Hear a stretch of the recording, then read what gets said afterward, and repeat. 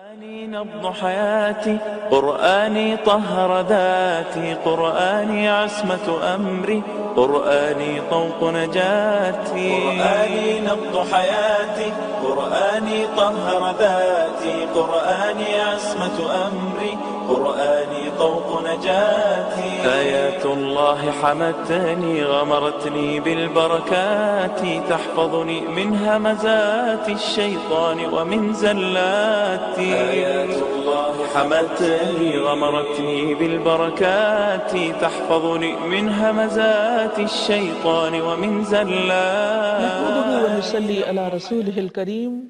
اما بعد فاعوذ باللہ من الشیطان الرجیم، بسم اللہ الرحمن الرحیم،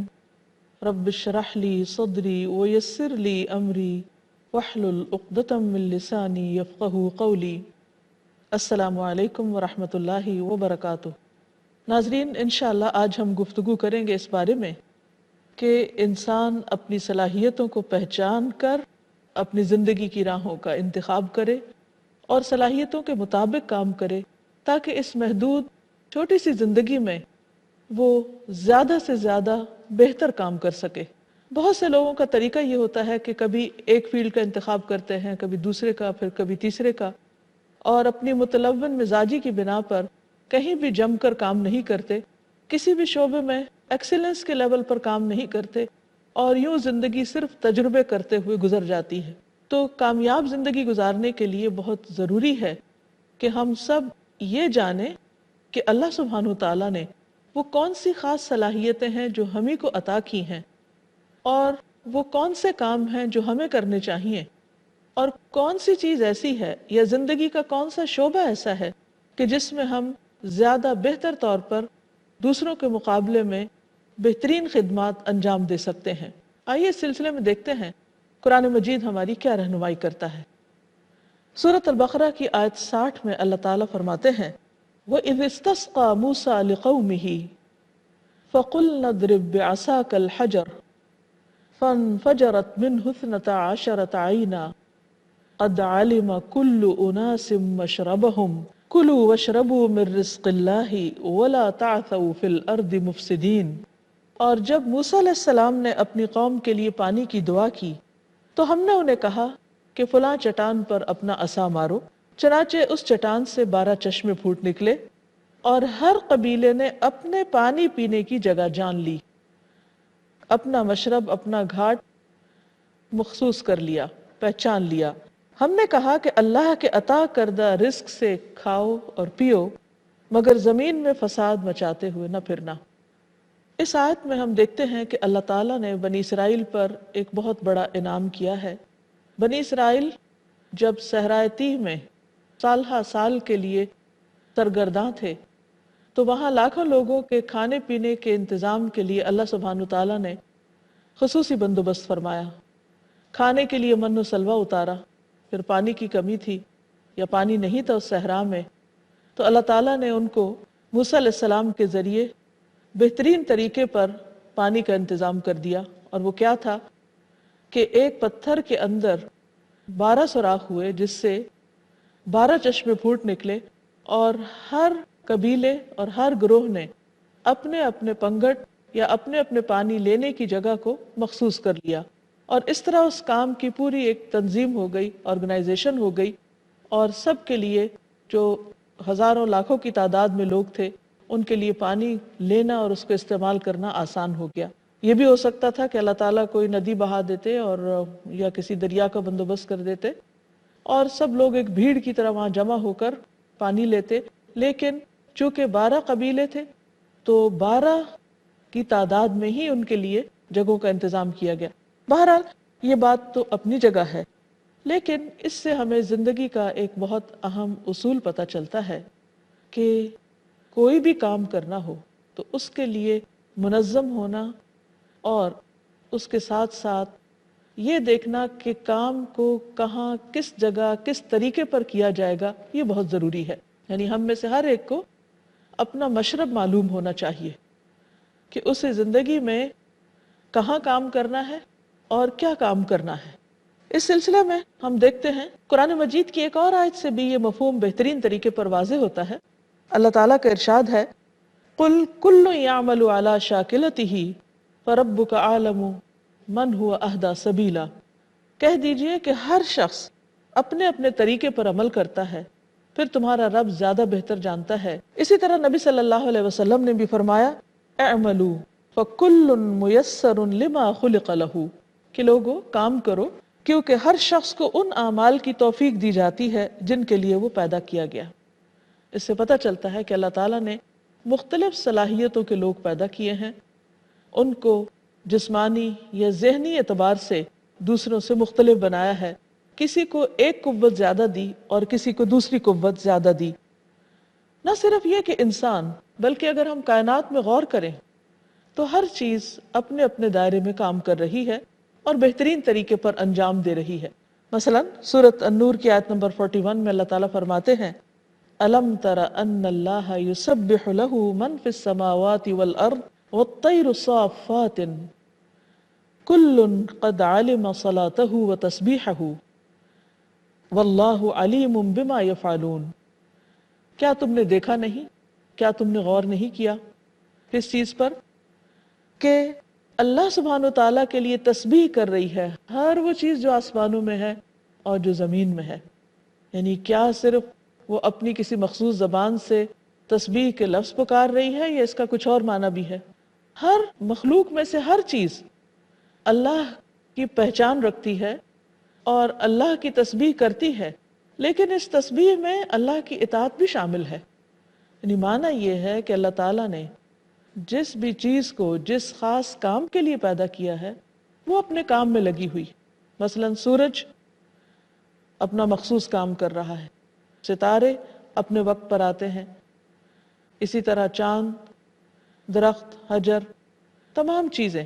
حتیٰ کہ ایک چڑیا اور ایک چیونٹی کو بھی پتہ ہے کہ ان کو کیا کرنا ہے، کیا کھانا ہے، اور باقی جو بھی ان کے کام اللہ تعالیٰ نے ان کے ذمے کیے ہیں اور جتنی ان کو طاقت اور استطاعت دی ہے اس کے مطابق وہ اپنے آپ کو خوب پہچانتے ہیں اور اپنا اپنا کام خوب کر رہے ہیں۔ پھر اللہ تعالیٰ فرماتے ہیں کہ کل قد علم صلاتہ و تسبیحہ، کل ہر ایک نے قد علم تحقیق جان لیا ہے، کس چیز کو جان لیا؟ علم حاصل کر لیا، صلاتہ و تسبیحہ، اپنی صلات کو اور اپنی تسبیح کو، یعنی اپنے عبادت کے طریقوں کو اور اپنے کاموں کو، اپنی ڈیوٹیز کو خوب اچھی طرح پہچان لیا ہے۔ اور اللہ تعالیٰ بھی واللہ علیم بما یفعلون، اللہ تعالیٰ خوب جانتا ہے جو وہ کوئی کر رہے ہیں۔ اور اسی آیت میں خاص طور پر پرندوں کا بھی ذکر کیا گیا ہے کہ والطیر صافات، پرندے صفے باندھے ہوئے ہیں، یعنی ان کو بھی معلوم ہے کہ ان کی اڑان کتنی ہوگی، کیسی ہوگی اور کس موسم میں انہیں کہاں رہنا ہے، یہ ساری چیزیں انہیں اچھی طرح معلوم ہے۔ رات کو سفر کیسے کرنا ہے، دن کو کیسے کرنا ہے۔ اگر چیونٹی کو معلوم ہے، چڑیا کو معلوم ہے، طوطے کو معلوم ہے، کبے کو معلوم ہے کہ اس نے کیا کرنا ہے، تو کیا انسان کو یہ معلوم نہیں ہونا چاہیے کہ وہ اس دنیا میں کیوں آیا ہے، اس کی مخصوص صلاحیت کیا ہے، اسے کس فیلڈ میں کام کرنا چاہیے، اس کی عبادت کے طریقے کیا ہونے چاہیے، اور اس کی عملی زندگی میں جو بھی دنیا کا معاش یا کام کرنا ہے اس کو، یعنی معاش کے لیے جو طریقے اختیار کرنے ہیں اس کے لیے اسے کون سا فیلڈ اختیار کرنا چاہیے، اس کو معلوم کرنا اور اس پر پھر استقامت کے ساتھ جم جانا اور اس پر چلتے رہنا، یہ نہایت ضروری ہے۔ یہاں ایک اور بات کا بھی خیال رکھا جائے کہ جہاں یہ جاننا ضروری ہے کہ مجھے کیا کرنا ہے اور میری ڈیوٹی کیا ہے، وہاں اس بات کے اندر بھی احتیاط کرنی چاہیے کہ دوسروں کے کام میں مداخلت نہ کی جائے۔ قرآن مجید میں سورۃ یاسین میں اللہ تعالیٰ فرماتے ہیں آیت نمبر 40 لَلشَّمْسُ يَنبَغِي لَهَا أَن تُدْرِكَ الْقَمَرَ، سورج کے لیے یہ جائز ہی نہیں کہ وہ چاند کو جا پکڑے، اس کے کام میں مداخلت کرے، وَلَا اللَّيْلُ سَابِقُ النَّهَارِ، اور نہ ہی رات دن پر سبقت لے جا سکتی ہے، یعنی اس سے آگے نہیں بڑھ سکتی۔ وَكُلٌّ فِي فَلَكٍ يَسْبَحُونَ، سب کے سب اپنے اپنے مدار پر تیزی سے رواں دواں ہیں، یعنی اپنے کام میں خوب لگے ہوئے ہیں، سرگرداں ہیں اور دوسروں کو نہیں ستا رہے، خود بھی کام کر رہے ہیں اور دوسروں کو بھی کام کرنے دے رہے ہیں۔ اس لیے ہم انسانوں کو بھی ضروری ہے کہ ہم اپنی صلاحیتوں کو بھی بڑھائیں اپنا کام بھی خوب اچھی طرح کرنا جانے اور دوسروں کو بھی کام کرنے پر ان کو آزادی دیں۔ لیکن عموماً دیکھا گیا ہے کہ انسان کو دوسرے کا کام اپنے کام سے زیادہ اچھا لگتا ہے۔ جو شخص جس فیلڈ میں ہوتا ہے، چونکہ اس میں وہ ایک عرصہ گزارتا ہے، لہٰذا آہستہ آہستہ اس کے بارے میں وہ سمجھتا ہے کہ شاید یہ کوئی زیادہ بہتر کام نہیں، دوسرے کا کام اس سے زیادہ اچھا ہے۔ لیکن قرآن مجید میں اللہ تعالیٰ نے اس بات کو بھی بہت اچھی طرح واضح کر دیا۔ مثلا بعض اوقات یہ دیکھنے میں آیا ہے کہ اگر کسی کا بیٹا پیدا ہوتا ہے تو وہ چاہتا ہے کہ بیٹی ہوتی، اگر بیٹی پیدا ہوتی ہے تو بعض اوقات لوگ لڑکے کی خواہش کرتے ہیں۔ اللہ تعالیٰ نے فرمایا کہ نہیں، وَلَيْسَ الذَّكَرُ كَالْأُنثَىٰ، لڑکا لڑکی کی طرح نہیں ہوتا، یعنی لڑکا لڑکا ہے، لڑکی لڑکی ہے۔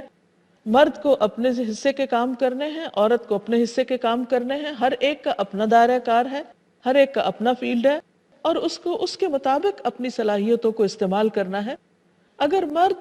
مرد کی حیثیت میں کام کرے گا تو وہ زیادہ کامیاب ہوگا، اور عورت اپنے آپ کو عورت سمجھتے ہوئے جو اس کی مخصوص ذمہ داریاں ہیں ان کو خوشی سے ادا کرے گی تو یہی چیز اس کے آگے بڑھنے کے لیے زیادہ مفید ثابت ہوگی۔ اسی طرح ہم دیکھتے ہیں کہ نبی صلی اللہ علیہ وسلم نے جب لوگوں کی تربیت کی تو ان کے مزاج کو نہیں بدلا، ان کے اخلاق کو سنوارا، ان کا تزکیہ کیا، ان کو تعلیم دی، ان کی صلاحیتوں کو بھرپور طریقے سے استعمال کیا، لیکن ان کی اپنی جو شخصیت تھی اس کو مسخ نہیں کیا اور نہ ہونے دیا۔ اسی لیے ہم دیکھتے ہیں کہ ہر صحابی کے اندر ایک خاص قسم کی صلاحیت ہے جس میں وہ ایکسیلنس کے درجے پہ کام کر رہا ہے۔ نبی صلی اللہ علیہ وسلم نے فرمایا، میری امت میں سے امت پر سب سے زیادہ مہربان ابو بکر ہیں، یعنی ان کے مزاج کے اندر نرمی ہے۔ دین کے معاملے میں سب سے زیادہ سخت عمر ہیں رضی اللہ عنہ، سب سے زیادہ سچی حیا والے عثمان ہیں رضی اللہ تعالی عنہ، حلال و حرام کے سب سے بڑے عالم معاذ بن جبل ہیں رضی اللہ عنہ، کتاب اللہ کے سب سے بڑے قاری ابی ابن کعب ہیں رضی اللہ عنہ، علم وراثت کے سب سے بڑے عالم زید بن ثابت ہیں رضی اللہ عنہ، اور ہر امت کا ایک امین ہوتا ہے، اور میری امت کے امین عبیدہ بن جراح ہیں۔ اس حدیث سے پتہ چلتا ہے، مسند احمد کی روایت ہے، کہ آپ صلی اللہ علیہ وسلم کو بہت اچھی طرح یہ معلوم تھا کہ کس صحابی کے اندر کیا خوبی ہے اور وہ کس طرح دوسرے کے مقابلے میں کس چیز میں زیادہ نمایاں ہے۔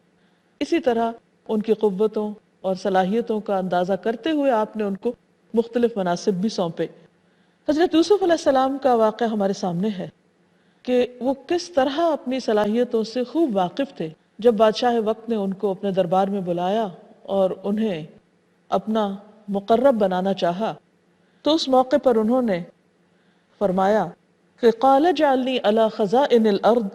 انی حفیظ علیم، کہ مجھے زمین کے خزانوں کا نگران مقرر کر دیجئے، میں ان کی حفاظت کرنے والا ہوں اور یہ کام اچھی طرح جانتا ہوں، یعنی یہ کام کیسے کیا جا سکتا ہے اس کا مجھے خوب معلوم ہے۔ انسان خود کو اور دوسروں کو بہتر طور پر اسی وقت فائدہ پہنچا سکتا ہے جب اس کو یہ معلوم ہو کہ وہ کون سا کام زیادہ بہتر طور پر اور دوسروں کی نسبت بھی زیادہ اچھی طرح انجام دے سکتا ہے۔ جس شخص کو اپنی خبر نہ ہو، اپنی صلاحیتوں کی خبر نہ ہو، اپنی سکلز کا پتہ نہ ہو، اپنے پوٹینشل کا، اللہ تعالیٰ نے جو اسے خاص خصوصیت کے ساتھ کوئی خاص چیز دی ہے